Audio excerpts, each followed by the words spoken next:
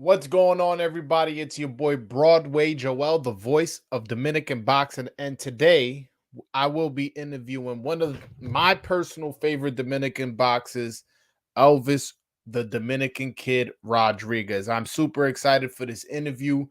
Uh, he's coming off a long layoff. Last time he fought was May of 2022. And speaking of him, he's here on time, my man. Elvis Rodriguez, ¿cómo está, mi hermano? Démelo. Todo bien, gracias a Dios. Qué bien, bien.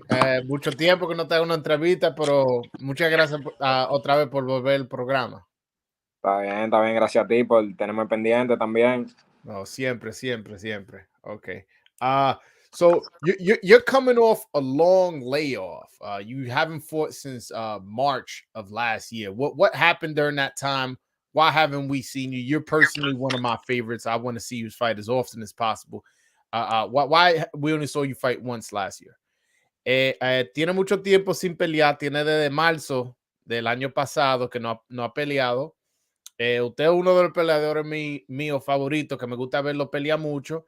¿Qué fue que pasó el año pasado que solo peleaste una vez? Bueno, después de mi última pelea, que fue el 25 de marzo del año pasado, tú sabes, ya mi visa de trabajo ya se había, llegó el tiempo de vencimiento y en lo que se renovaba la visa y eso, tú sabes, como por el caso del coronavirus, eso, el consulado estaba trabajando, o sea, un poquito más lento y tú sabes, se tomó un par de meses eso de renovar la visa, luego regresé aquí, o sea, yo siempre me mantuve entrenando y un entrenamiento también, tú sabes, me lastimé una mano y eso fue más o menos lo que pasó, ¿tú me entiendes? Por eso es tanto tiempo así de mi última pelea. Okay. I last fought in March 25th of last year, and the reason why I haven't fought since then is because after that fight, my work visa expired. Uh, as I was getting it renewed, the Dominican Republic is still adjusting to coronavirus, so things that over there was running a little bit slow as far as paperwork. And when I finally got my visa, I came back to start training in the United States.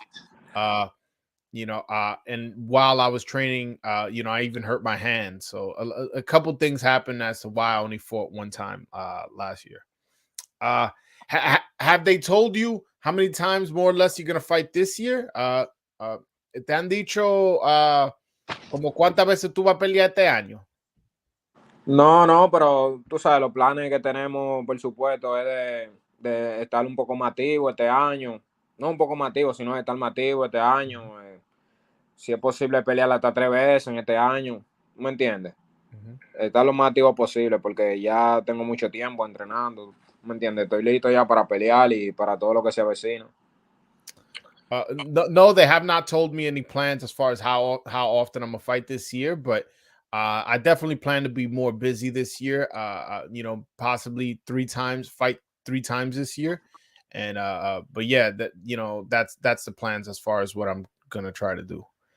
Um, if you could have it your way, how many times would you fight this year? Si tú pudieras, como tú sabes, coger control a la carrera tuya, ¿cuántas veces tú pelearías este año? No, imagínate, 3 o 4 veces, ese sería o sea, lo que yo preferiría, pelear 3 o 4 veces este año, ¿tú me entiendes? Okay. All right. Three, 4 times is ideal for me as far as how many times I would like to fight this year. So February 25th, you will be fighting Joseph Adorno. What are your thoughts on Joseph Adorno as a fighter? You guys actually fought on the same card last time you fought in March. What are your thoughts on him as a fighter? Tú vas a pelear el 25 de febrero contra Joseph Adorno. ¿Qué tú piensas de él como peleador? Y claro, usted me imagino que lo llegó a ver en vivo. Porque pelearon en la misma cartelera el año pasado. Sí, sí. ¿Qué tú piensas de Adorno? No, tú sabes, un buen boxeador que está, o sea, buen competidor y él ahora estaba peleando en 135 y ahora decidió subir a las 140 libras, ¿tú me entiendes? Y decidió coger la pelea conmigo y estamos ready. Joseph Dorton's a good fighter. From what I understand, he used to fight at 35, but now he moved up to 140. He took a fight with me, but just let him know I'm ready for him. Uh, ha, our fellow countryman Michelle Rivera fought him. Has Michelle texted you or called you, given you any advice as far as what to do in the ring, or what Adorno likes to do or doesn't like having done to him? Tú sabes que nuestro tu paisano Michelle Rivera hizo una pelea con Joseph Adorno. ¿Usted se ha comunicado con Michelle, como Michelle diciéndote, no, que a él no le gusta que le hagan esto, o él hace esto mucho, no te da como un aviso?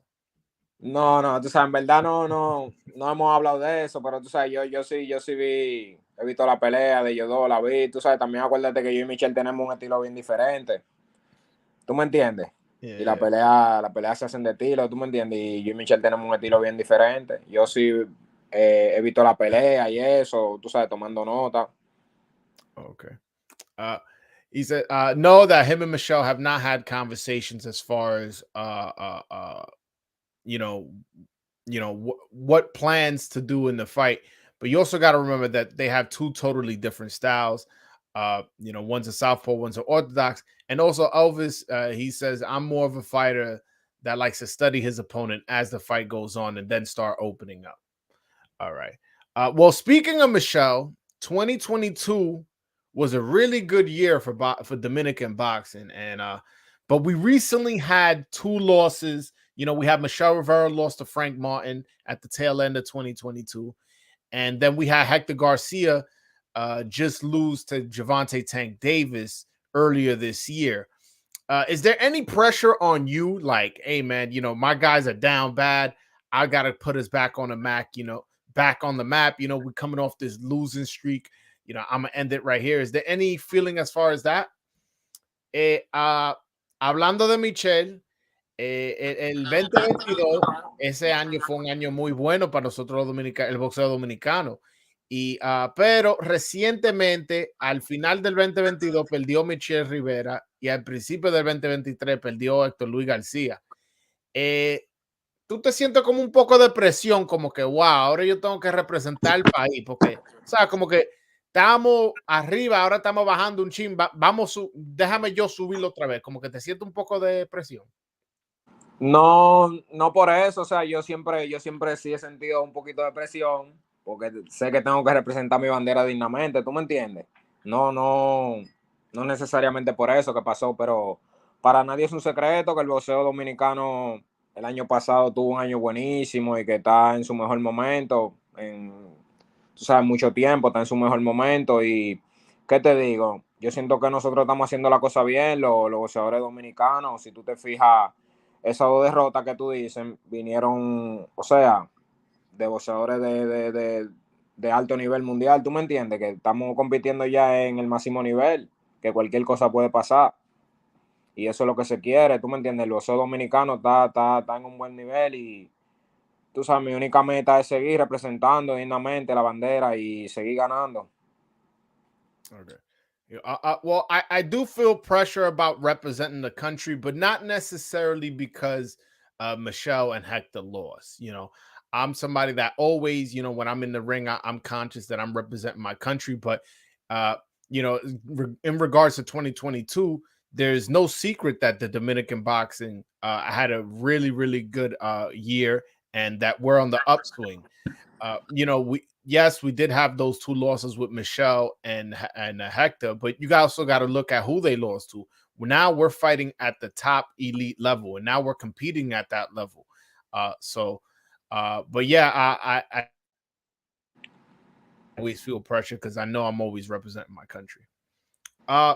So in our last interview, we spoke about how you would love to fight in New York, and now for the second time in a row they're throwing you in Minnesota. What are your thoughts on that? As far as you fighting in Minnesota, somewhere where there's not a lot of Dominicans, it's gonna be cold there, and it's a total different environment from from LA, even from where you train, and as well as New York, where there's a lot of Dominicans. por la segunda vez consecutiva te están poniendo a pelear en Minnesota. Ya no hay dominicano.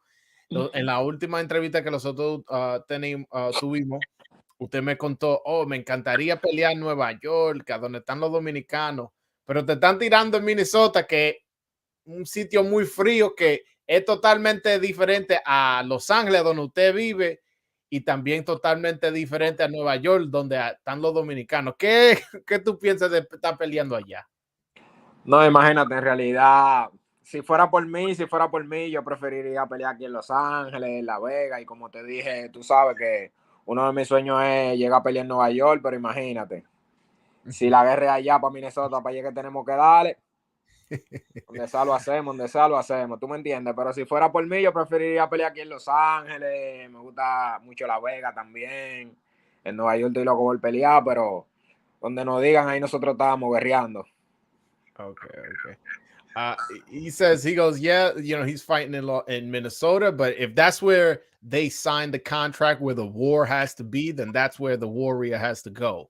So, but obviously, I'd rather fight in LA where I live. I'd rather fight in Las Vegas. And as I mentioned to you, Broadway, my dream is to fight in New York. But, if the fight has to happen in Minnesota for whatever reason, I'll go and I'll fight there. It's not a problem.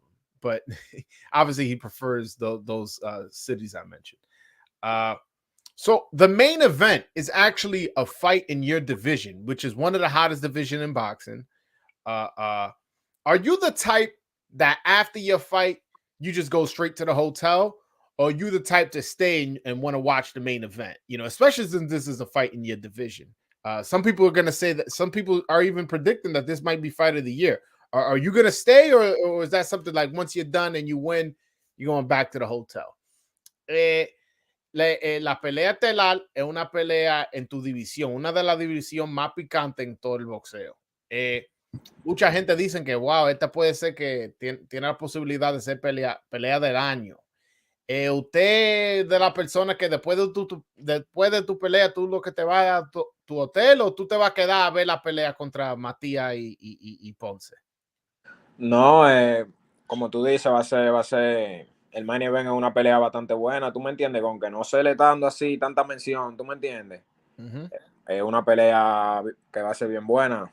Y claro que sí, claro que tú sabes, me quiero quedar viendo esa pelea, y porque independientemente son dos futuros rivales míos, tú me entiendes, que estamos en la misma división, vamos a pelear en la misma cartelera, tú me entiendes, y pueden ser futuros rivales míos, yo me quiero quedar mirando ahí la pelea. Okay. He goes, yeah. He goes, it's funny. A lot of people are not talking about this fight. This fight is going to be a very exciting fight. And I'm for sure going to stay and watch this fight after my fight. One, it's in my division, and two, these are potential rivals. These are potential fighters that I may fight in the future. So I definitely want to stay. And again, this is a fight that's flying under the radar, but it's going to be an exciting one. So who do you think wins that fight? Actually, who do you think wins? Do you think Ponce or Matias wins, and why? ¿Quién tú crees que gana esa pelea? ¿Matías o Ponce? ¿Y por qué? Bueno, tú sabes, va a ser una pelea bastante buena, pero veo a Matías con un poquito más de ventaja, ¿tú me entiendes? No sé si Ponce va a estar listo para aguantar la presión que tiene Matías. ¿Tú me entiendes? Que es un boxeador que presiona bastante. Tú has podido ver su pelea, y creo que la pelea se inclina más un poquito para Matías, tú sabes, aunque bien cerrada, y cualquier cosa puede pasar. En el boxeo no está nada escrito. Yeah. This is definitely going to be a close fight. I do favor Matias. I'm not so sure Ponce is going to be able to handle that pressure. I know you guys have seen just how much Ponce pressures and how strong and physical he is, but I don't know, exactly who's going to win, but I do favor Matias. This is boxing; anything can happen.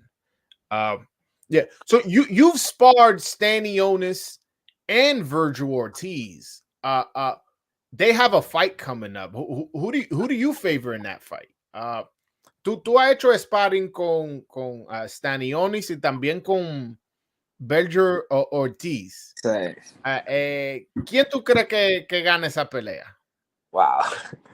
Esa es otra pelea que va a estar, tú sabes, esa pelea va a estar bien fuerte. Esa pelea va a estar bien fuerte porque ambos tienen, tú sabes, estilos similares. O sea, como dice, los estilos hacen pelea. Y eso, tú sabes, una pelea que se sabe que va a ser un peleón, como dicen.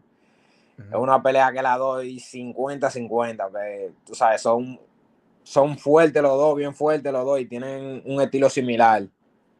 Va a ser una pelea que yo la doy 50-50. Okay. He says that's a really, really good fight. They have a very similar style, and as the saying goes, styles make fights. This is a very, very close fight between two evenly matched opponents. I honestly look at this fight as a 50-50. Since you sparred both of them, who hits harder?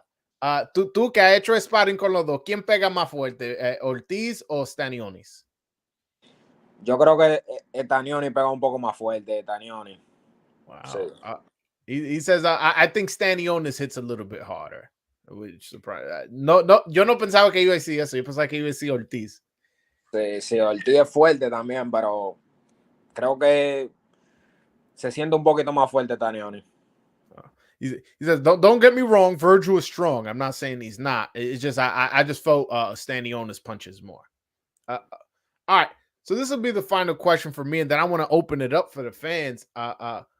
Give me a prediction for your fight. What round you knocking this guy out? Because I know you. That's what you predicted. Okay. Última pregunta que yo quiero hacerte antes de darle la oportunidad a los fanáticos que llamen y te hagan la pregunta. Sí. Yo sé que tú vas a ganar por knockout. Dime en qué asalto tú lo vas a noquear. No, imagínate, yo voy como siempre para toda mi pelea, tú sabes, cero confianza. Yo para toda mi pelea me preparo, como que siempre mi pelea siguiente es la pelea más importante. Yo me preparo, ya tú sabes, 110%. Y yo creo que no creo que la pelea llegue tan profundo, ¿tú me entiendes? Pero estamos ready para lo que sea. Dame un round para apostar, para poner un dinerito ahí. Maybe 7, 8 por ahí. 7, 8. Okay. He says, I'm somebody who doesn't get overconfident. I always just worried about the next fight, the fight that's coming up.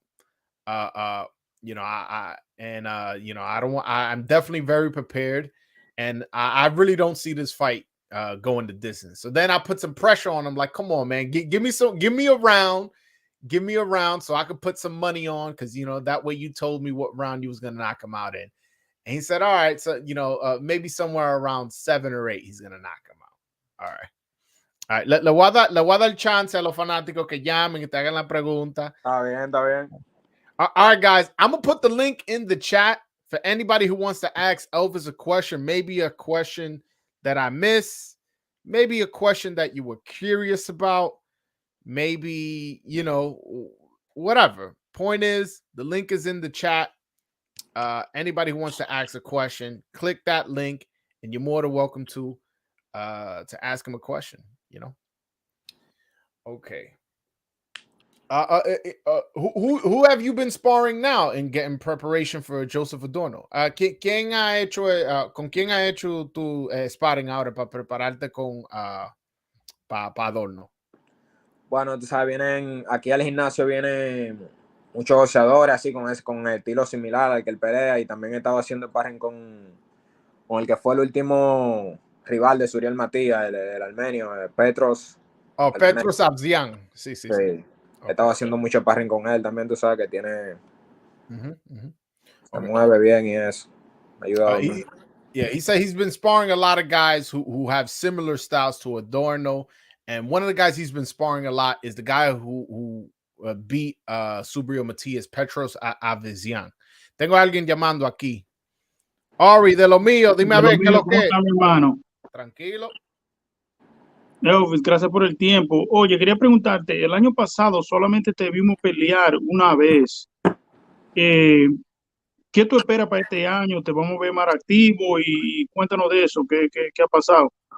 Sí, no, como le dije a él al inicio de la entrevista, tú sabes, ocurrieron un par de percances el año pasado, después de mi pelea.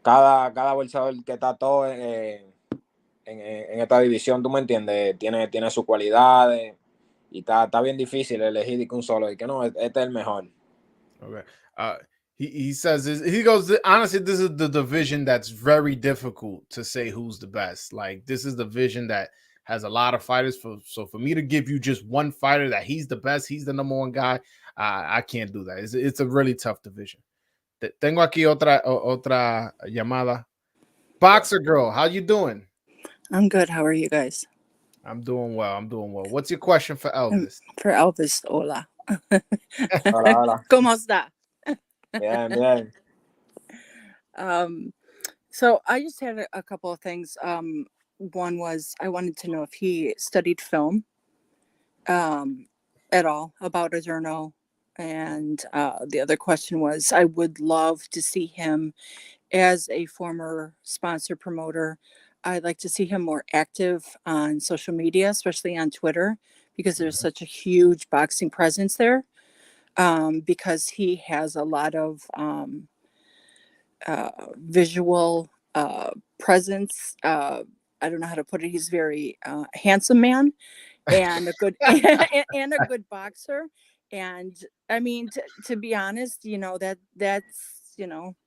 that's a big thing. And I'd like to see more of him on social media because you have a crush on him and you want to see him on your timeline a little bit more. Is that what you're saying? yeah, pretty much. Yeah, pretty much. Yeah, this old lady has a crush on him. No, it just Okay.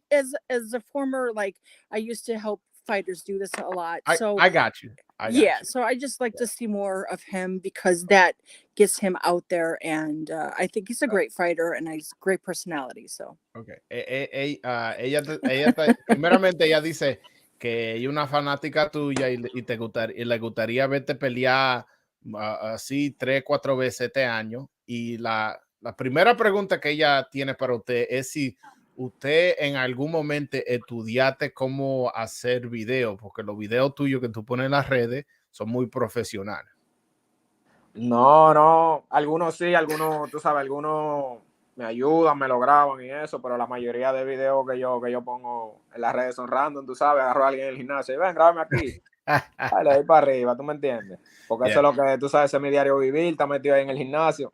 Yeah. He said that no, he did not study film, that he you know, a lot of times he has help from guys in the gym that they record him and they do videos for him, and there's people in the gym that, you know, they like doing that stuff, so they do it for him.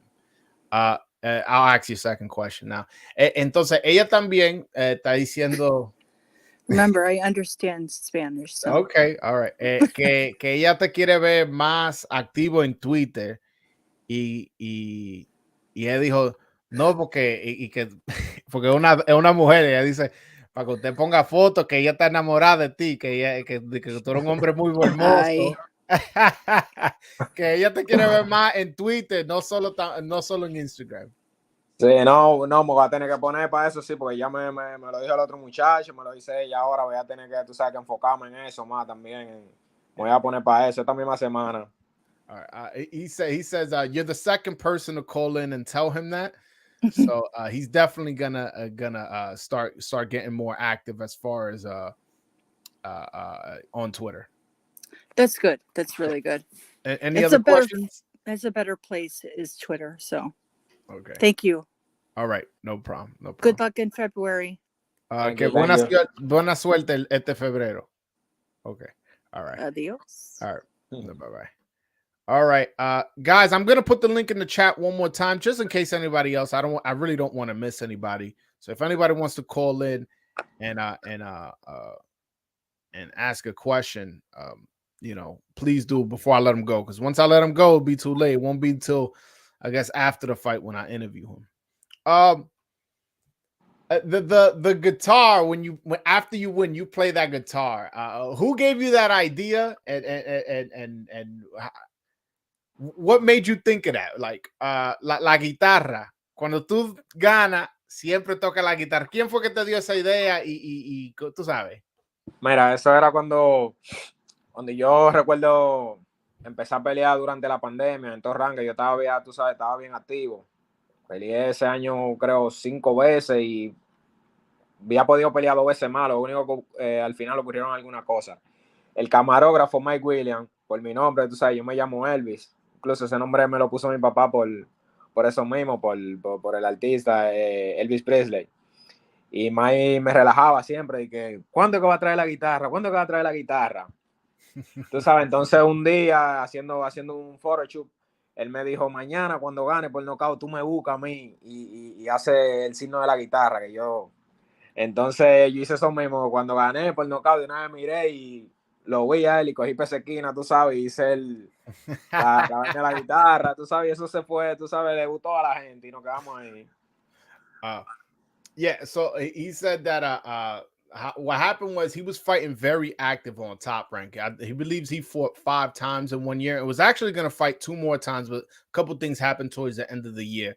But what happened was there was a cameraman, ¿cómo se llama? Mike Williams. Mike Williams, sí. Yeah, there was a cameraman that used to work for Top Rank. His name was Mike Williams. And he used to like tease him like, hey, man, like when you going to bring the guitar? You know, because his name is Elvis. When you going to bring the guitar?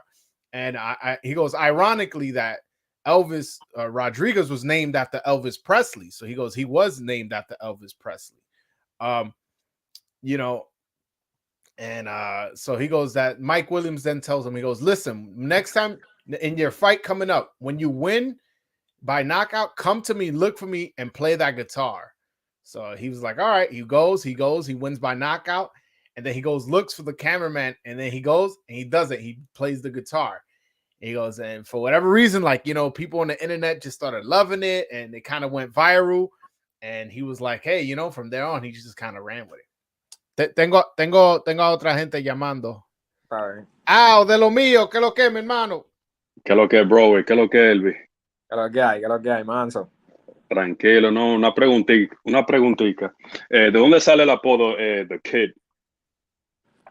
No, eso tú sabes, yo mismo fue que me dije, dígame así ya, porque cuando llegué nuevo aquí al gimnasio en el Wildcard, tú sabes, la mayoría de personas no se sabían mi nombre porque soy nuevo. Entonces, cuando se iban a referir a mí, siempre decían, o una pregunta, le preguntaban a alguien, ¿quién va a guantear? Y me señalaban, decía, de Dominican Kid. Entonces, tú sabes, eso se me quedó ahí. Yo, coño, pero me gusta ese nombre y ese me lo dejé de apodo. Está heavy. Y otra pregunta sobre la pelea. ¿Con cuál federación va a pelear? ¿AMB, CMB? ¿Esta pelea se trata de qué ranking? Adorno tiene un título, no creo que del FIB. Okay. FIB o IBF, sí, él tiene. Ese mismo, sí, FIB. Sí, vamos a estar peleando por ese título, Ok. Y también la pelea, creo que la pelea te la del Matías y Ponce. Sí, contra Jeremías Ponce. Esa pelea se trata de la FIB, ¿verdad? Del campeonato de la FIB. Sí, por el título mundial. Ok, tú básicamente vas por esa ruta. Sí, vamos por ahí. Okay. Estamos enfocados en Adorno. No, claro, no. Estamos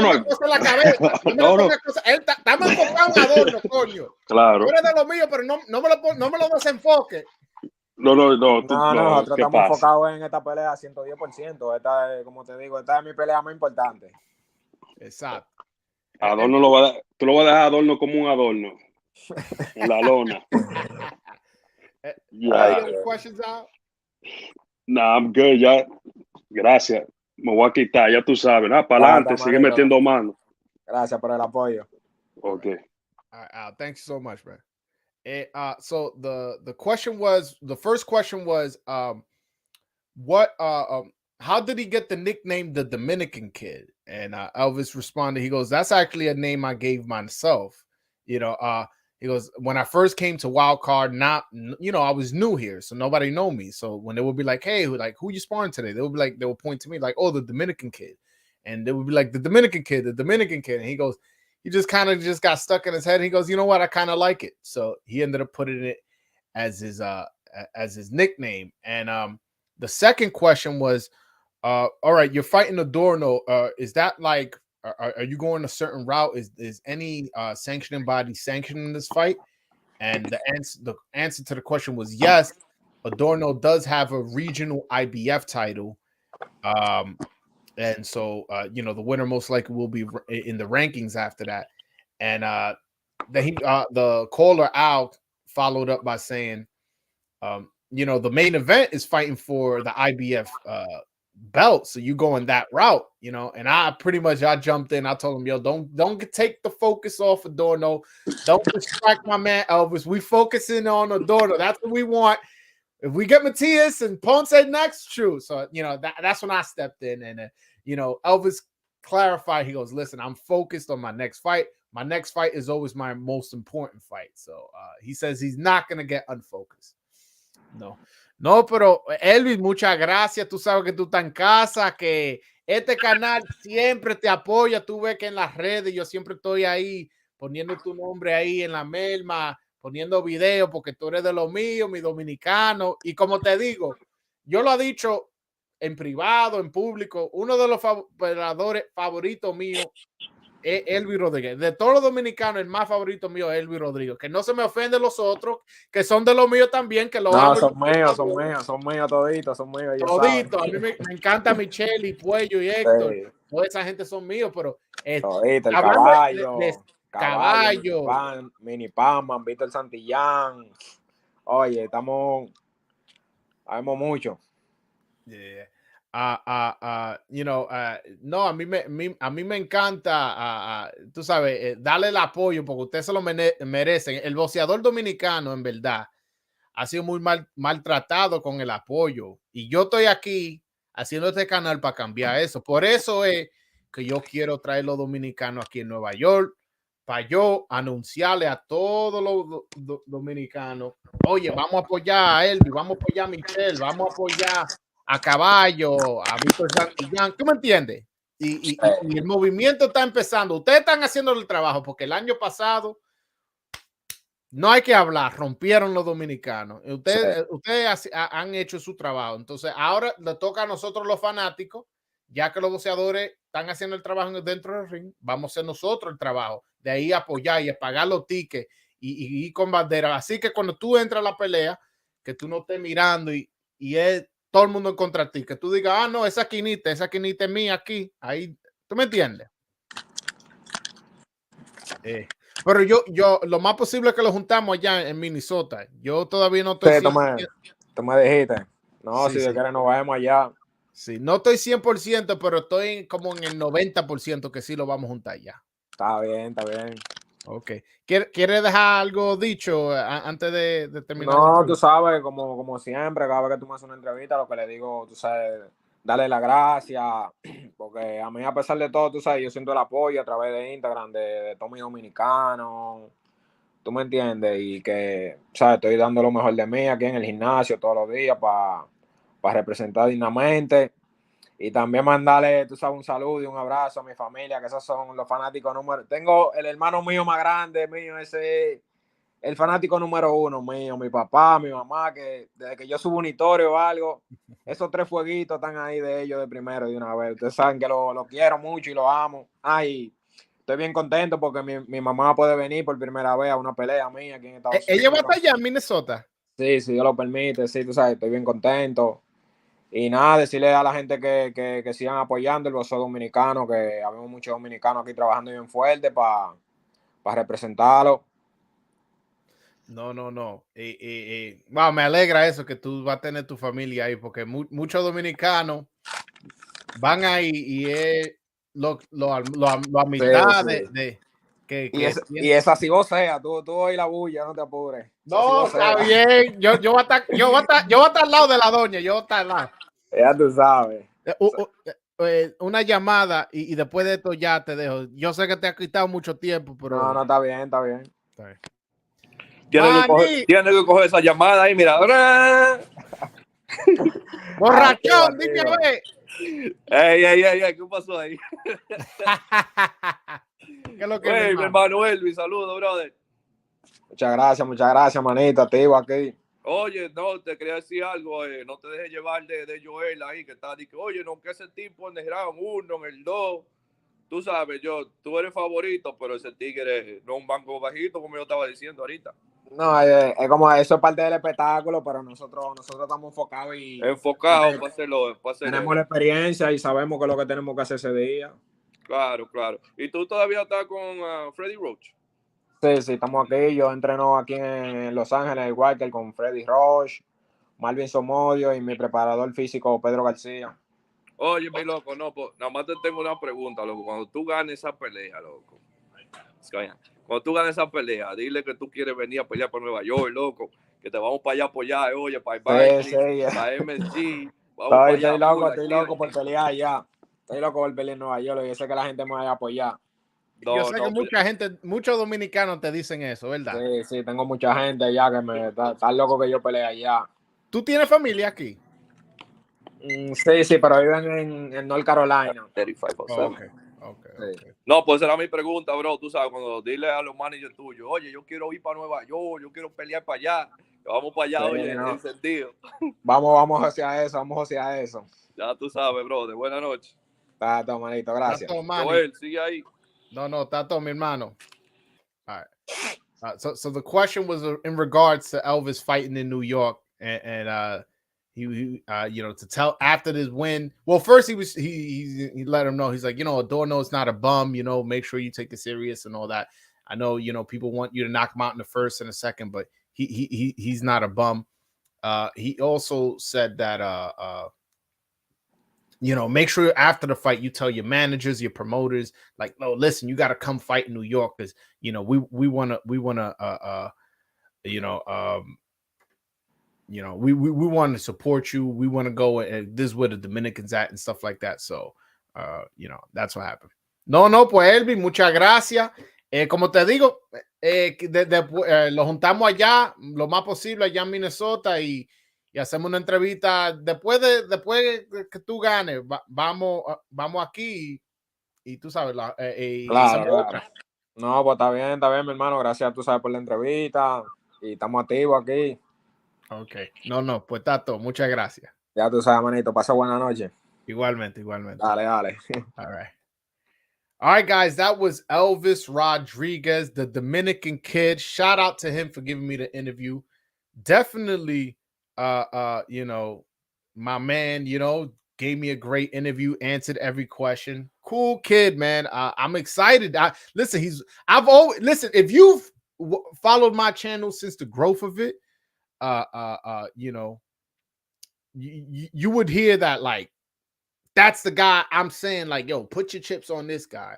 I'm not going to lie. Edwin De Los Santos is another guy that I'm looking at and I'm like, shit, this might also be another, like, super elite guy. But, you know, we got to see a little bit more of him. But Elvis Rodriguez trains with Freddie Roach. He's sparring, you know, the guy who beat Subriel Matias. He's sparring Stanionis. He's sparring Virgil Ortiz. He's sparring Blair Cobbs. That's the type of quality work he's getting out in Wild Card. His trainer's Freddie Roach. Train Pacquiao, like Pacquiao, one of the greatest of all time. Like, you know what I'm saying? Hold on one second. Let me get this dude out of here. There we go. You know, so he trains Pacquiao. I straight up love the fact that he's out here and he's finally getting the fight. It's for IBF regional, so he will be ranked in the IBF. Again, is PBC putting him on the on that card for a reason? Because the main event is for the IBF belt. I don't know. Listen, I don't know. But listen, you put 2 and 2 together, that may be the case. By the way, I'm gonna put the link in the chat in case anybody wants to call in. You know what I'm saying? I'm gonna put the link in the chat in case anybody wants to call in. But yeah, the future is bright. And what I'm glad about his situation is that he's with PBC, right? And PBC, look, they got Gary Antoine Russell, they got Akhmadov, they got Lipinets, they got who else they got? Subriel Matias. You know, Tank has fought at 140 before. I'm not saying he's moving up, but I'm just saying he's fought at 140 before. You know, like they got guys to match him up with. You know what I'm saying? And I think those style matchups, Akhmadov and Gary Antoine Russell and Subriel Matias, I think those style matches up well for him because they're pressure fighters, especially a guy like Gary Antoine Russell. I feel like he's a super pressure fighter, and he'll run into something. And Elvis is such a big puncher. I think he could get him out of there. Same thing with Akhmadov. Super aggressive. We seen his fight with Puello. Oh, Puello's another guy who's at PBC. I'm on my Canelo shit. You know how Canelo was like, I know fight Mexicans. I'm like that with my Dominicans. No, Dominican don't fight Dominican. No, Dominican versus Dominican. No. Dominican Puerto Rican, Dominican Mexican, Dominican American. See, Dominican. I know like. But if it gets to the point, look, I'm okay if the Dominican's gonna fight Dominican, if it's like a title eliminator, or if it's let's say one guy got the WBA, the other guy got the IBF. It's a unification. I'm cool with that. But a fight just to fight, I don't know. That's why when they were doing that, when they were talking about Michelle Rivera and Edwin De Los Santos fighting, I was like, nah, man. I was like, nah. I was glad that I'm not gonna mention what happened behind the scenes, but you know, it just didn't happen, and I'm glad they stood on it. You know what I'm saying? It was a lot of problems. The people were angry, and I got phone calls, and oh, could you convince him and this and that? And I'm like, bro, I'm with them. I ain't convincing nobody. I don't want him to fight. You know, and people they don't understand it. They don't understand why I'm just saying, hey man, we're not gonna take each other out. Yo, Frank Martin took out Michelle. Cool. All right, then that's how we doing it. Let Frank Martin do it. Shout out to Frank. He had a great performance. But I'm not gonna have De Los Santos do it. Like, nah. Come on, man. Yo, I got Richardson Hitchens beating John Bowser easy. Richardson Hitchens is another guy at 140. He's not with PBC. He's with Eddie Hearn and Matchroom. But I don't know why people sleeping on Richardson Hitchens, man. That kid got skills. Does he lack power? Yes, but the kid got skills, man. The kid is nice. And I already know people gonna say, "Oh, you biased because you from Brooklyn and he's from Brooklyn." Nah, I'm being honest. Like y'all don't hear me. You know what I'm saying? Like capping for Edgar Berlanga. Edgar Berlanga from Brooklyn. You know what I'm saying? I genuinely think that Richardson Hitchens is the most underrated fighter in boxing right now. I'll be honest with you. He might be the most underrated fighter in boxing. He's really good. He's really, really good. Like I just wish he had more pop. You know what I'm saying? I feel like if he had more pop, people would respect him more. And also John Bowser, man. I remember seeing him at the Garden. He fought in the Edgar Berlanga undercard. And man, I almost fell asleep, man. I was like, damn, this dude is trash. But yeah, hold on 1 second. Yeah, I'll be getting some haters in the chat, man. I'll be having to boot them like, yeah, man. But what borough produces? Come on, man. Brooklyn produces the best boxer. There's not even a close second. Like, look at Brooklyn. We got Tyson, Riddick Bowe, Zab Judah, Floyd Patterson, Matthew Saad Muhammad, Daniel Jacobs. Who else? Like, yo, that's a lot. That's a lot just off the Shannon Briggs. Who else? You know, yo, that just though, and that's just off the top of my head. Like, I haven't even really like you asking me or to think about it like off the top of my head. Yo, Brooklyn is number one. Now the Bronx got Iran Barkley, Davey Moore. And people, Davey Moore was good. The thing is, yo, you got knocked out by Roberto Duran. I mean, like, I'm not gonna. And it was really early in his career, and there's no shame in losing to Duran. And he put up a good fight for himself. The Bronx also has Jake LaMotta. If you really want to go back, he's the first guy to beat Sugar Ray Robinson, who some people consider to be the greatest of all time. So yeah. Jake LaMotta. Who else? We got in Manhattan. Manhattan got some fighters too. You gotta remember, if you really Sugar Ray Robinson, he's from Harlem, so he's from Manhattan. Hector Camacho's from Spanish Harlem, he's from Manhattan. I think Carlos Ortiz was also from Manhattan. I know he was born in Puerto Rico, but I believe he was raised in New York in the Lower East Side. I could be wrong, but I believe he's from Manhattan. Benny Leonard, if you want to go back, there's a lot of like Manhattan, I want to say second, but it's like a distant second. And Queens, I can't even think of nobody from Queens. Staten Island, I can't even think of anybody from Staten Island either. So it's definitely Brooklyn is by far the number one, by far. And then number two is probably Manhattan. Number three is probably the Bronx. And I don't know, Queens and Staten Island, they tied for last, man. They tied for last. But yeah, man. Looks like nobody wants to call it. You know what? I'm gonna throw the link up only because I still got some time. I'm gonna throw the link up. If people call in, I'll chop it up for about 20 minutes. And if not, then whatever, I'll end it. But come on, man. People go, yo, by the way, speaking of Edgar Berlanga, I see y'all talk about Berlanga in the chat. Edgar Berlanga, he had a meeting with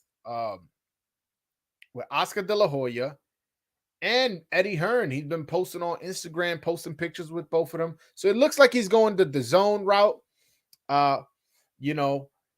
He's probably going over there to fight, Munguia, to fight a potential fight with Canelo. You know what I'm saying? There's options at, John Ryder. There's options over there on the zone side. Manny, ya te puse el apodo, el borrachón. Ya, tú no te me puedes quillar. No, tranquilo. Dime a ver. Oye, loco, yo te iba a decir una vaina. No vote esa gente porque digan dos vainas para uno reírse un ching ahí en el chat, porque yo lo cocoteo de aquí de este lado.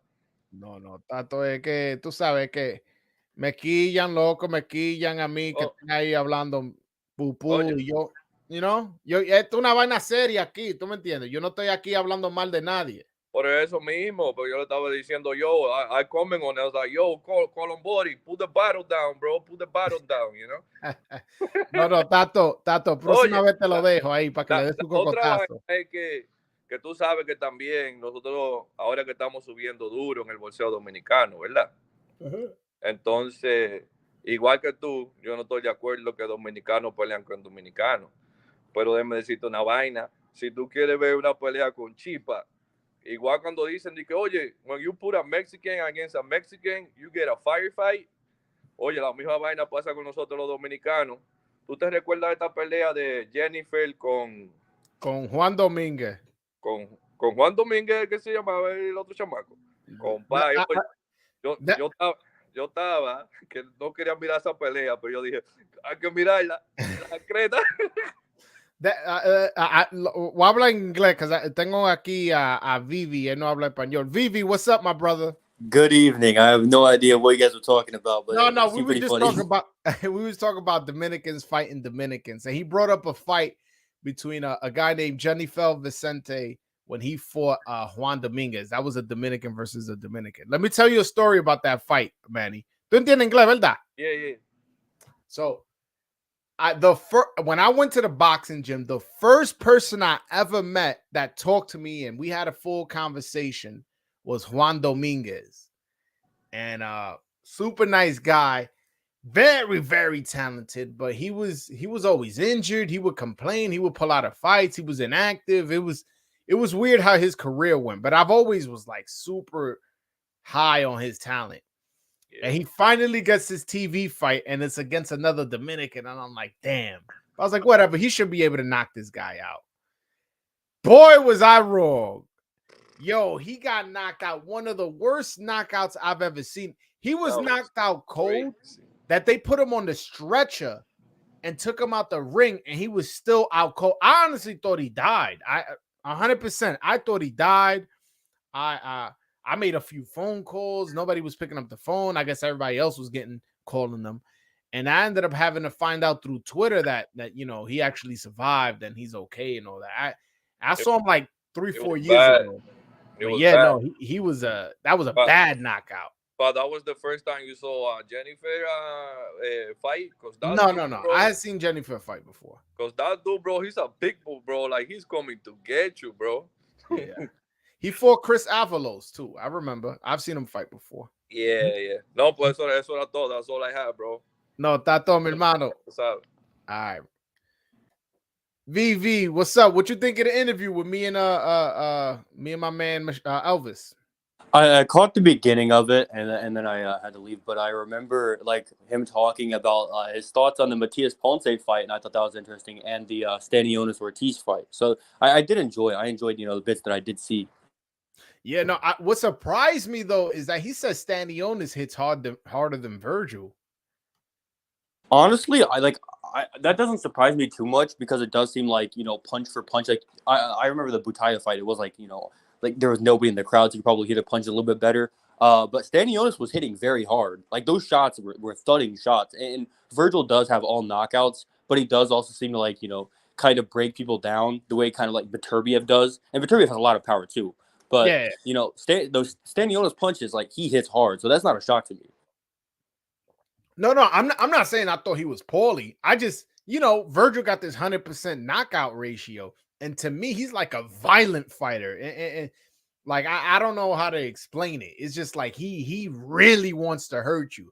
The only other guy that I see like that really fights like that now is Crawford. When he smells blood and he's going in for the kill, that's when I kind of see him. That's the only person I see match that, that level of anger and violence. So, yeah, no, I was surprised, but hey, that's good to know. That's good to know. He didn't give me a prediction though. I was hoping he made a prediction and said, I prefer Virgil, I prefer Stanionis, but I did get him to say who hits harder. So that to be fair, he might be a little bit biased when it comes to that because I believe he trains at Wild Card, right? I believe so. I know Stanionis used to train there. Might still train there. No, yeah, he does. He does train there. He does train. Oh, he does. Oh, no, it's the other way around. He was on Chicken so Talk. I asked him if they sparred together before. Oh yeah, so he might be a little biased there. Him training in the same gym as Stanionis. I mean, if he was biased, he would have picked him to win. Yeah, I mean, he didn't give a prediction. I kind of was hoping he did. I was like very pleased with him actually giving a prediction for Matias Ponce. Like a lot of fights, like, oh, it's a great fight. I don't know who will win. It's a great fight. But he's like, nah, I'm edging Matias. I was like, oh, okay, that's interesting. Yeah, I mean, he said what pretty much everybody else is saying. Like, it's a close fight. Anybody can win the fight. It's not like this is a fight that you don't know who's gonna like we all know Matias is gonna come out and blow this guy out. It's such an easy fight. Like, if you're a real boxing fan, you know that this is a 50-50. You know that either one of these guys can come out with their hand raised. I like I said, I'm not making an official prediction until like the day of the weigh-in. As of right now, I'm picking Matias. I know last time we spoke, I was picking Ponce, but like I said, this is one of those fights where I'm gonna be flip-flopping. Same thing with the David Benavidez Caleb Plant fight. One of those fights that I'm just gonna be flip-flopping on all up until the day of the fight. Right now, I'm picking Benavidez and I'm picking Matias. Last week I was picking Ponce and I was picking Plant. So I'm not gonna hold myself to pin myself down to who I'm picking. I'm just gonna enjoy the fight, make a prediction, but not be so sold on it. You know what I'm saying? I'm not putting no money, no nothing on that. Right, I hear you. Benavidez Plants, one of those. Ortiz Stanionis, the other one. I've come to like a prediction for Matias Ponce just because Matias is also one of those guys like Virgil Ortiz who brings a certain level of intensity that most people can't match. And I think Ponce is one of those guys that can do it. And I think he can dig down, exploit Matias's holes and get to him late. But these fights, there's so many of these coming up that are so even. 50-50, real 50-50. It's like, who do you pick? Yeah, no, for sure. Like the Nui Fulton fight. I think that, I think that's more of a 60-40. I'll be honest with you. But I can see somebody looking at it as a 50-50 and 60-40 in Nui's in the Nui's favor. No disrespect to Fulton. I don't if he's happened to be watching. I don't want him to get offended. I think he's a very talented fighter. I just think Inouye's number one pound for pound. So I think he's definitely the favorite. But we got some competitive fights coming up, man. I agree with Inoue Fulton. I think one of the big concerns with Inoue is like, oh, when he moves up, is the power going to translate? It's like, well, he's only fought a certain amount of rounds. He's only been the distance once at 118 pounds. He's knocked most people out within 3 rounds. So it's kind of hard to say, oh, that power won't translate 4 pounds north. But it does concern because Fulton very much held his own and did well on the inside against Figueroa, who is a very large guy, much bigger than Inoue. So you never know. I do lean Inoue, but the more time goes on, I'm like, oh, Fulton might win this. Yeah. No. Hey, listen. I'm not clowning nobody for picking Fulton. Like, again, a 60-40 fight. I can see Fulton. That means I can see Fulton winning. I'm not saying he has 0 shot. I just think, again, moving up 4 pounds, not that big of a deal. And it's not like, Inouye's this unskilled, wild punching, guy who's like super hard puncher, but isn't really that skilled. Footwork is kind of sloppy, and he doesn't really know. He just happens to land bombs and knock people out. It's like, no, he got skills. He got great footwork, quick feet, sets up jabs both to the head and body. Is a fantastic body puncher. He has a whole full arsenal of skills. Like, he's not a one-dimensional fighter in any way, shape, form, or fashion. And the fact that he's such a murderous puncher just adds to how how much of an advantage he's gonna have. I feel like he's gonna be the significantly bigger puncher. And again, he's gonna have the skills and speed to match Fulton. Yeah, I agree with that. I would argue that Inoue is the most skilled fighter on the planet. That was in his style. He's a very well polished boxer puncher. He hits extremely hard. He was huge at 118 too. I mean, he was struggling to make weight against Butler. He was looking huge on the scales in pretty much every fight. So the size is not an issue. I just think skill for skill, Inoue is a better fighter, and he hits hard. He's gonna knock him out. Yeah. Benji, what's up, my brother?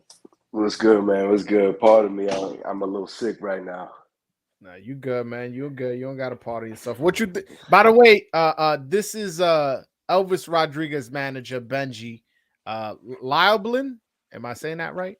Inoue, díselo así. Inoue? Yeah. All right, Benji Inoue. My man. What would you think of the interview with Elvis Rodriguez, man? Your guy.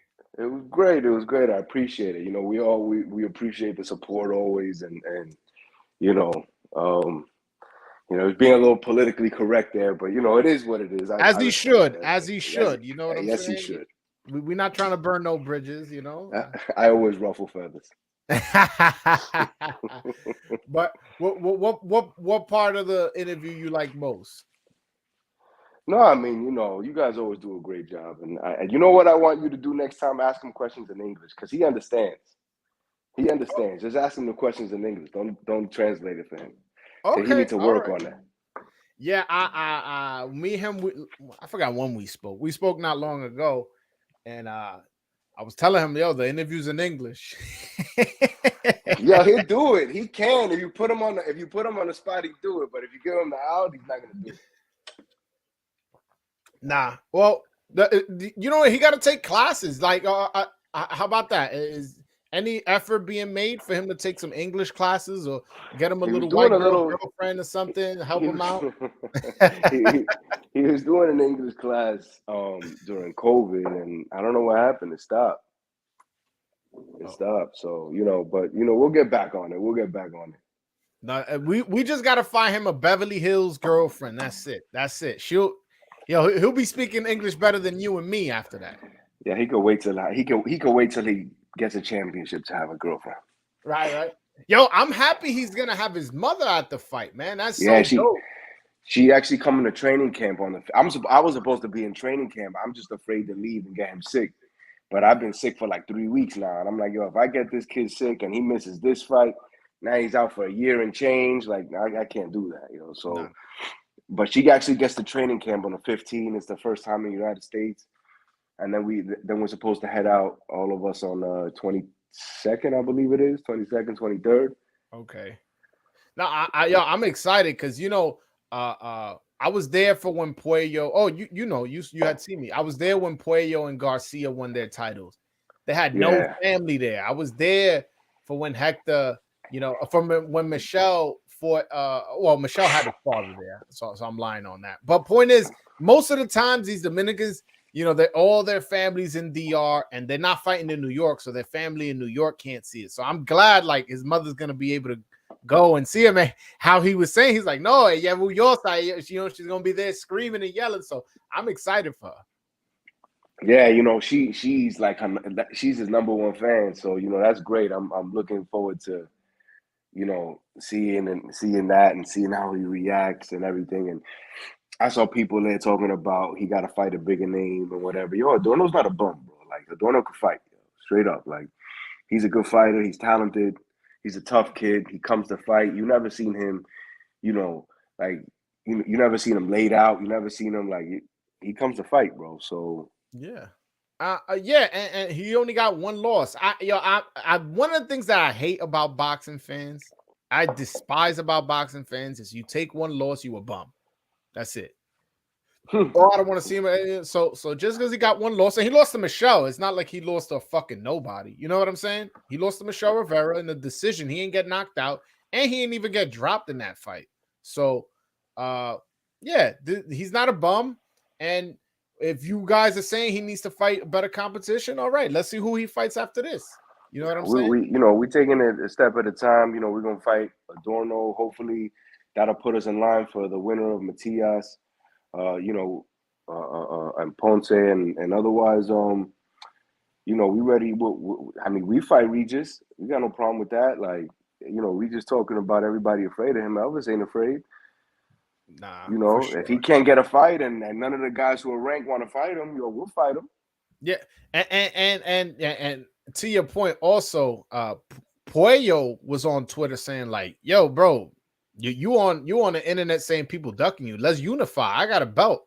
So he's just saying that certain people are ducking him. Well, at least I hope that's what he's saying, because my Dominicans, both Elvis and Puello, and you could say, "Oh, Elvis don't got nothing to offer." If that's what you want to stand on, cool. What about Puello? Puello got a belt and he's with it. Now, whether he wins the fight or not, don't say people ducking you and that they don't bring nothing to the table. They saying that they're willing to fight you and they have a belt. That's how I look at it. I mean, I think Elvis got a lot to offer, bro. No, I mean, like, in a sense, like, oh, I'm looking up. I'm not looking behind me. I'm way ahead of you. You know. I mean, you the champ. You got no choice but to look behind you because everybody's under you, right? So, well, he could unify. That won't be looking behind you. Yeah, but he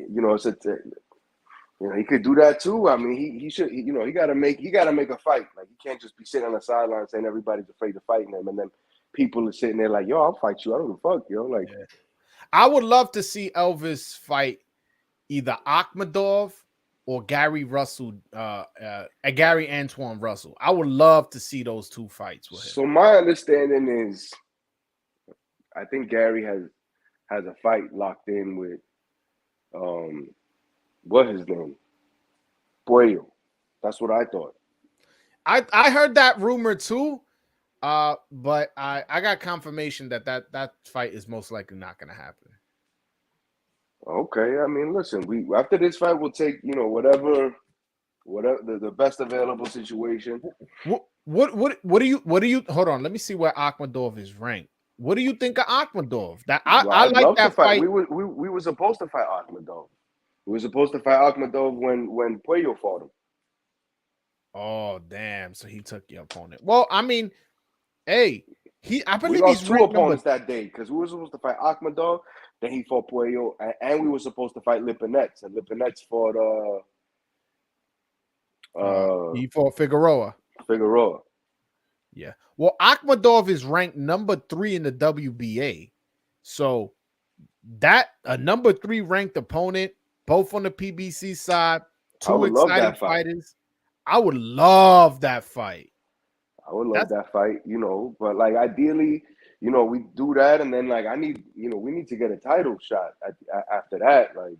Yeah, well, the way hey man, you're working up the rankings, and beating a number 3 ranked guy, that definitely is gonna get you high up in the rankings. When do you want to see Elvis fight again after this? Like, It depends. Depends on how he comes out from the fight. Depends on a few things. But if he comes out great and clean, I don't see a problem with him fighting again. Beginning of May, end of April. End of April. Wow, that would be quick. Okay, all right. I would love that. I would love that. Yeah, or maybe on a Spence undercard, Spence Thurman undercard, or something like that. It all depends how long he goes. What happens with the fight. Yeah. Sure. But realistically, probably May. Hopefully, end of April or probably May. But we got to see what's out there for us. Yeah. Vivi, you got any questions for Elvis manager? I don't have any questions, but I will say I'm with you on the Bakir Akhmedov fight. I think that'd be a huge statement. A lot of boxing fans did write Elvis off after that one loss. I did. I'm still on the Elvis Rodriguez train. But if he goes out there and beats Bakir Akhmedov and beats him convincingly, something that Mario Barrios didn't do, and a lot of people thought Alberto Puello lost to him. If he goes out there and washes Akhmedov, wins clearly, anything like that, that's a huge statement. People are like, wow, nobody's done that to Akhmedov before. And so I think he should pursue that fight. And he's highly ranked. People still have him in the top 10. He's a really good fighter. I think Elvis needs to take that fight. Yeah, for sure. We'll do that. Yeah, he's ranked in the top 10 in Ring Magazine, and in the WBA, he's ranked number 3. The only thing I don't like about him being ranked in the WBA is that the champion is Puello, and I don't like Dominicans fighting Dominicans. But hey, in that case, it's for a belt, so I wouldn't mind it. But yeah, I just but that fight, Batir Akhmedov versus Elvis Rodriguez, that's fireworks. Same thing with Gary Antoine Russell, who's ranked number 3 in the WBC. He's ranked number 6 in the WBA, ranked number 10 in the IBF. Yeah, that's beating Antoine Russell is definitely more valuable, but I think the fight that's more exciting is probably the Akhmedov fight. Honestly, I think he knocks out Antoine Russell. I hate to say it. I know people are gonna kill me, but probably in the 4th or 5th round. I think he gets too overly aggressive, where he's gonna put himself in position for that nasty right hook Elvis got. I think he's so aggressive that he puts himself in danger. Like, he even got hurt by Bartholomew in that last fight. Bartholomew hurt him in that first round. Bartholomew's not a bum though. No, but Bartholomew's not a big puncher. He got a little pop to him, yo. Come on, man. You remember what he did to what's his name? Genis? Yeah, we're not gonna compare. We're not gonna compare fucking the power that this guy got to the power Elvis got. There's levels. You know what I'm saying? And if that and he landed a clean shot on him, like straight clean on him. And if you letting people land punches like that on you, I love that fight for Elvis. I will definitely take that fight, but he's not a walk in the park like that dude. Gary could fight, bro. Don't get it twisted. Gary's not a bum, yo. Gary could fight, yo. I think he can fight. I do think he's small for the division, and I do think he gets over aggressive at times. And he puts himself in position where if he was fighting a guy who can handle his power and can keep him off with his own power, he would get knocked out. And I think Matias knocks him out. I think Regis Prograis knocks him out. I think Elvis Rodriguez knocks him out. I think he's better off fighting boxers and movers and stuff like that, where his aggression, they're trying to keep him off of him, and he can maul them. He can maul them. I think that's probably his better bet as far as style wise. I think fighting big punchers and guys who are willing to trade with you, guys who are willing to dig their feet in the dirt and fight with you, I think that's a bad style for Gary. So that's why I'm like, I don't think he's fucking with Elvis like that. If he was to fight, I think Elvis would knock him out. We got to get this. We got to get a Dorner out the way. Yeah, for sure. That's what I said. That's what I said. When the dude was like, yo, Matias fighting for the IBF, I told him, yo, don't get my man unfocused, man. My man is focused on. We got to get a Dorner out the way first, and then we gotta deal with this inactivity. So hopefully, they'll keep us more active this year. Yeah. After the fight, is the plan for him to go to DR for a little bit, or he's going back to LA? So it depends because he's being very politically correct in this interview, but let's keep it that way. Let's keep it that way, man. It depends. We'll see. He's been in camp for a long time, so if we can solidify something for May, or if we can solidify something for May, then I can keep him. But he hasn't been home in a while, yo. Yeah, I mean, you could send him to DR for 2 weeks. Like, that's not a crazy a long time where it's like, damn, 2 weeks and then bring him back, or 10 days or something like that. If you don't want to, if you want to stay ready, but long training camp, gets his knockout win, go to DR, spend 10 days, 2 weeks out there, go, eat your mango, sancocho, all that, eat the bad stuff that you haven't been eating, then come back. Now you're back in, and you're back on that grind. Hey, when you get the call, you're ready already. So that's what I'm hoping. Yeah, I mean, listen, he stayed in camp pretty much from the end of May, from mid-May through September. And then he went back for like 2 weeks to get everything done with his visa. And then he came back, and then he's been in camp ever since September. He hurt his hand. How bad was that injury?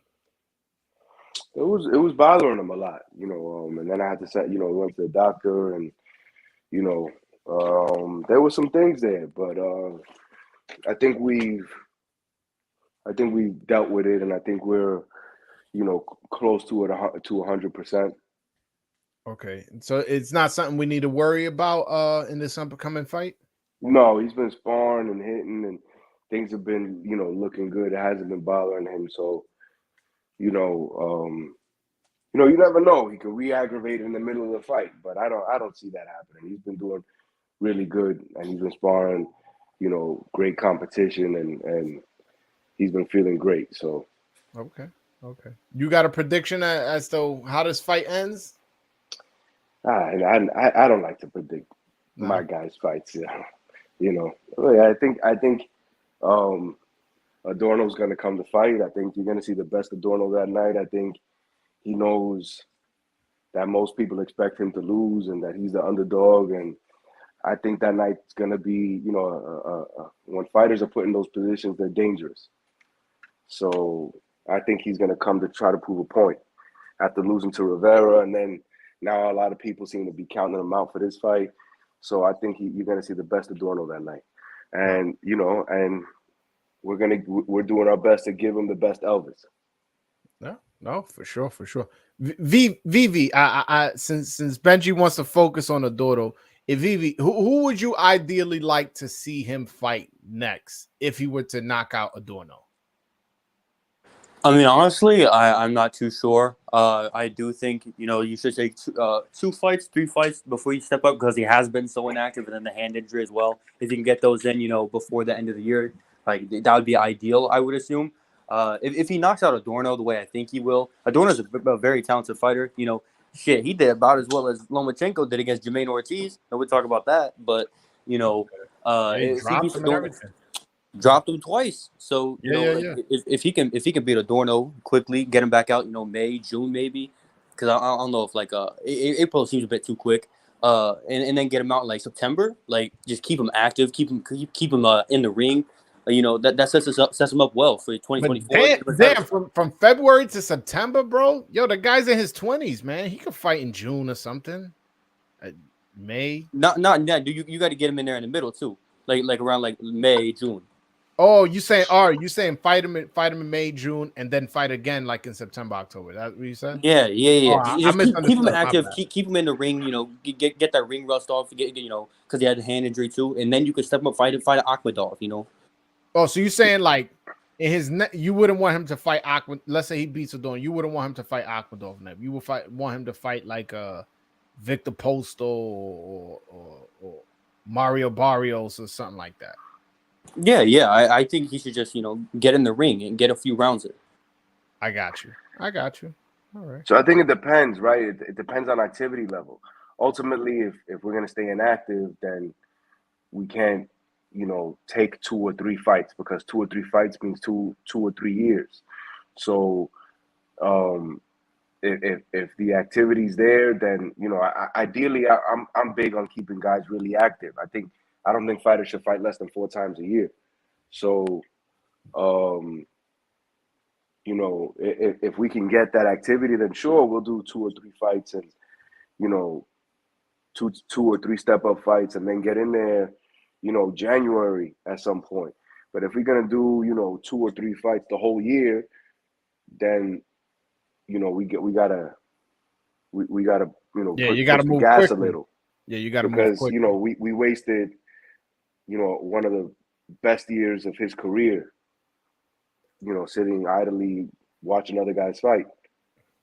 Yeah. So we don't really have that luxury to just build guys, because building those guys, taking those 2 or 3 fights, it's just gonna take too long. And by the time he gets a title shot, he's gonna be 30 something. I agree with that. I think if you can't get the fights, because last year Elvis Rodriguez had only fought once, and that was so concerning to me. He looked good in those 2 fights after his loss, and I thought that was around the time you should really start putting the machine by him, promoting him well, getting him out in the ring, and that didn't happen. So if you can't get that activity, then you kind of have to get him out there quickly or step him up quickly and get him an Akhmedov fight this year rather than waiting next year. The Akhmedov fight should happen this year regardless. For me, I would take, if I had my choice, he would fight 4 times this year. Akhmedov being somewhere in the summer, and then he should start next year with fighting for the title. That would be my choice, but I don't know if we're gonna have the ability to do that. Broadway, how politically correct do I have to be on here? No, you can say whatever the fuck you want. Okay, phenomenal. Yeah, no. I hope Elvis can stay active, but I call him the part-time boxing champions, PBC, so you never know. Hopefully he can be active, though. My mic is muted. There you go. We keeping this politically correct on this side. Polo is suggesting Elvis versus Sergey Lipinets. How do you feel about that, Benji? We were supposed to fight him. He needed a tune-up fight, so he was scheduled to fight on that card with Puello, on the undercard of Puello, and then whatever happened with Broner. So then he ended up stepping in and fighting this guy, and Sergey says that he wants to, because he's ranked now, he's just gonna wait. He'd rather sit back and wait until a money fight comes his way than fight Elvis. So yeah, he's ranked number 5 in the WBC. So again, beating guys in the top 5, that elevates your ranking quickly. But I see his point where he's saying I'm not going to take this risk, when I'm so close to a world title. There's only 4 slots in front of me, and Teofimo. So there's a top 5 rankings in the WBC. It's number 1 Teofimo, number 2 Sandor Martin. Well, that probably hasn't been updated. Number 3 Gary Antoine Russell, and number 4 Jose Zepeda. Ramirez was supposed to already be the mandatory. He turned down the fight. Teofimo's father was on saying that there's no money in that fight, so he's not going to take that fight. So they may just start moving down the list, and his number may get called. So I understand his point of view, but that's just a fight I would love to see, man. I would love. I believe Ramirez was also dropped for turning down the fight, and Lipinets did win the WBC silver title in his last fight, which I believe is some sort of interim title of the WBC. So to be honest, I don't blame him if he's waiting around for a title shot. No, me neither. Yeah, I was gonna say the Lipinets fight was cool, but I was gonna say, could you see Elvis fighting Puello in the near future? I doubt that. I doubt that. I don't think that too many people are gonna tune in to watch two Dominicans fight each other. I guess if people really wanted to see it, right? But other than that, I don't see that fight happening. Man, don't say that, bro. Come on, Yeah, like don't that's a say good that, fight. bro. Come on, man. I mean, I understand that you probably know more of the, but I mean, like on a co-main event, like that would people I would want to watch it. I mean, it's too, I'll consider undefeated top 140s going at it. So like, I don't know, it does bring some interest, but I'm not opposed to it. We're not opposed. We're not opposed to fight. Listen, there's nobody out there that we wouldn't fight.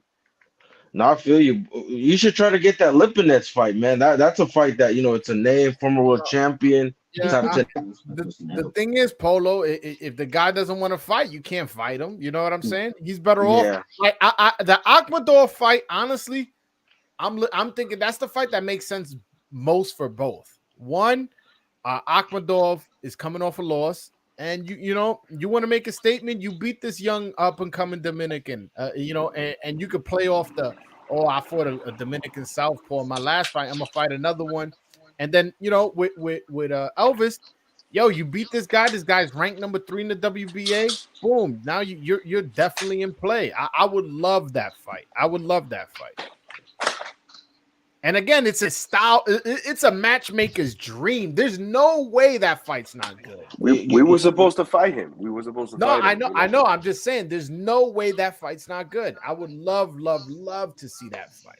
But I would say Cepeda. I don't know what his. That's a good name too. That's a good fight. Cepeda Elvis. I wouldn't do Cepeda Elvis. Like, we cool with them, man. Like, they good Oh, okay, I feel you. Yes. I got another name. Top Rank. Either way, he's with Top Rank. So. He's not really with Top Rank. I think he's with Zamfir. So like, what happens is he just fought on Top Rank shows, but they don't really care for him, bro. Like, respectfully, I mean, you see they didn't bid on. So like, he can fight on. He just fights on their show because they have dates and stuff. But he's not really a Top Rank fighter. Oh, okay.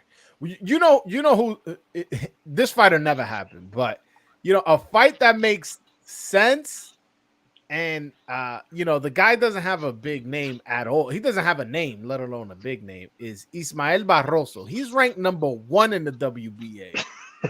He's like 39 years old. That's what I'm saying. That fight makes sense from a position. You beat the number 1 ranked guy in the sanctioning body, like that right there would make so much sense. But again, that fight won't happen for a bunch of reasons. There's another guy that I think would be a good fight, but the guy that fought Montana Love, he's Goya. I think he's one of Canelo's guys. Steve Sparks, Venezuela. Right? No, Venezuela. Gabriel Venezuela. Valenzuela is fighting Yves Ulysse next week or Fellas, I gotta tomorrow. Get out of here. Yeah, for sure. Thank you, man. He dropped Montana Love, right? Yeah, Bro, he did. It was a up, close yo. one. Good looking out. But it was the interview, man. Nah, for sure, man. For sure. Take care. No doubt. Yeah, you were saying, Polo? That he fights tomorrow and stuff. That would be, I mean, he can fight. I mean, that's a good, stay busy fight. To be honest, like he's a true 140. He's, I think I'm not sure if he's southpaw, but I mean, like you said, he made Montana Love look bad. He dropped him, and arguably you could say beat him. So that's a good, Yeah, I will also love the fight with what's his name? Steve Spark. That's the guy I thought you were talking about. He's coming off that win, that disqualification win over Montana Love. But I felt like he was on his way to winning that fight. He dropped him, I think twice, right? He dropped him twice. Once. But I mean, my bad. Dropped him, and he was hurting him.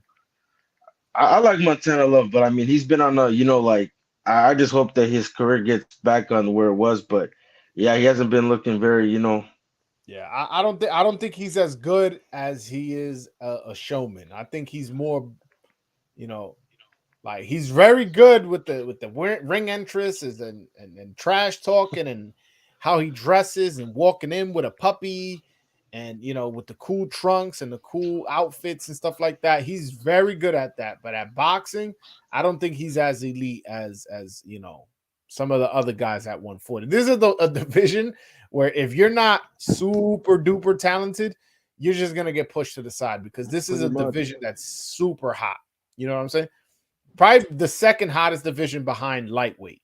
Yeah, that's why I'm interested in seeing what PBC will do with Elvis, because they could go so many different ways. They've done a few sink or swim fights now, and you know, it makes me wonder if they would do that with Elvis. You know, put him in there with like Shojahan Ergashev maybe. Like that would be pretty insane. Like, you know, so it just depends on how PBC want to move him, because there's so many options with Elvis. Yeah, I don't know if Ergashev is a PBC fighter. I think he's with Salita, but Salita. but that he is ranked. I believe he's ranked number 2 in the IBF, right? No, he's ranked number 4 in the IBF. I did not know he was that high. Yeah, he's ranked number 4, and hey, like, and he's ranked number 6 in the WBO, number 8 in the WBA, and number 11 in the WBC. So meaning you beat this guy, you automatically are in the rankings on all 4 sanctioning bodies. I would love that fight. The only thing is, Ergashev's a tough dude, man. You know what I'm saying? Yeah, that I haven't really seen much of him. I just saw him on Showbox. You think he's like? That's crazy, because like another division, you know, he might have been a world champion by now, but I don't know. 140 is too stacked to be like. I don't know. I got to see more of him, but. Yeah, you read about that, Polo. He's from Showbox. You know, those Showbox fighters are different. Yes. For sure. But yo, guys, I'm about to end the live. I appreciate you guys hopping on and talking with me and watching my interview and all that. For the people listening, please hit that like and subscribe button. Polo, Vivi, you got anything you guys want to say before you go? No, I'm just. Not today. Just, you know, I'm pleased to once again be a very important person on the Broadway Joel channel. No, for sure. Come on, Vivi. You know you're my guy. Always welcome. Polo, same for you, my brother. Yeah, for sure, bro. All right, guys, that's my live today. I did the interview with Elvis Rodriguez. I appreciate you guys for sticking through all the way to the end, and the people who called in: Benji, Manny, VV, Polo, Al, Ari, all you guys who called in, whether it was after the show. Oh, Tracy, sorry, I missed you out too. You know, whether it be after the show to chop it up with me or to call in and ask Elvis a question. Shout out to you guys. I really, really appreciate you guys. And until next time, peace.